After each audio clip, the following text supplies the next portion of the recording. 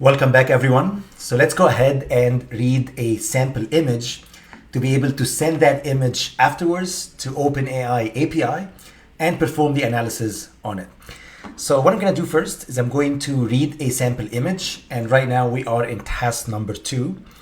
And as I showed you before in previous projects, is that every single line of code is very well documented, and I included detailed description here of every single line. So if you scroll down, you should be able to see what each line of code actually does. So what I'm going to do first is I'm going to install OpenAI package, and then I'm going to import OpenAI. We learned how to do that many times in the past. Next, I'm going to import OS Python module, and OS stands for operating system. And the OS module allows you to interact with your computer's operating system. So you just say import OS. If you remember, as I showed you before, that we store all our API keys in an environment file. And I'm going to simply use OS to read that code or that key. And I'm going to configure our API client using that key. So what I'm going to do here is I'm going to load the API key from the environment file, and please make sure not to share the environment file with anyone. You'll end up with a massive bill at the end, of course. So here I'm going to load that environment file, and then I'm going to get the key, basically. Afterwards, I'm going to configure the OpenAI client using that key. I'm just going to say OpenAI, which is I imported here before. And then I'm going to say API key is going to be equals to OpenAI API key, which is the key that I read right now from my environment file. And if everything looks good, you should get OpenAI client successfully configured. And what I've done here is I wanted to display the first few characters in my OpenAI API key, just to kind of perform a quick sanity check. So let's go ahead and actually run it. Of course, to run or execute a cell, you just press Shift and Enter on your keyboard, and that is going to run or execute this cell for you. And because I already have all the OpenAI installed before, here it's going to tell me requirements already satisfied. And if you scroll down, you should be able to see here OpenAI client successfully configured, which is amazing. And then here you should be able to see the first few characters for my API key. Please note, of course, that these numbers will be different in your machine. Okay. Next, I'm going to define a function. I'm going to call it print markdown. It is just simply used to display markdown cells nicely. I'm going to show you as well this in action coming up next. All you need to do is to press Shift and Enter on your keyboard, and that is going to run this function for you.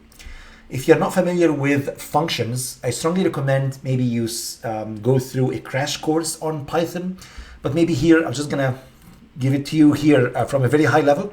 All you need to do is to say def, which stands for define. So you're defining a function.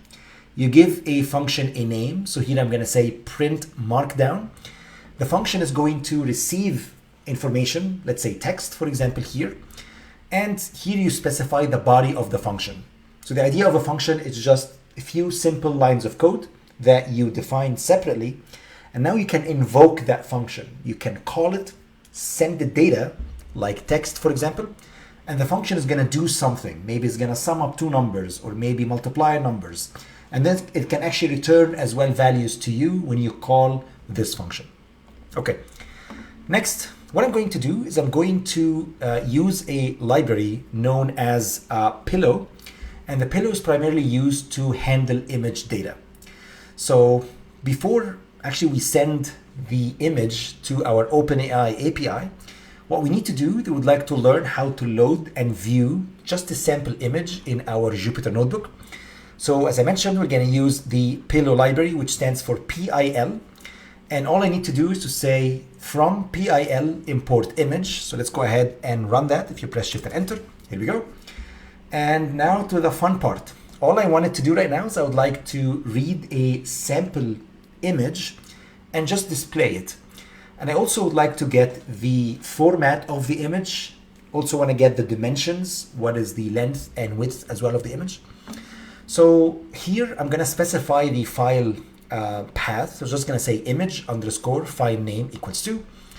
And what I've done here is I've placed a sample image. I called it food_image.jpg, and I put it in a folder called images. So if you actually go back here, you should be able to find that here I included our, in the image folder, I included a few sample images, and I'm gonna first read our food image, and that is going to be the nice salmon figure that I showed you earlier in the previous lecture. So what I'm gonna do next is I'm just gonna use the pillow library, or PIL, to simply read our image. I'm going to say image, please note that we imported here before, .open, and here I'm gonna specify the path. The path is simply images, food image.jpg.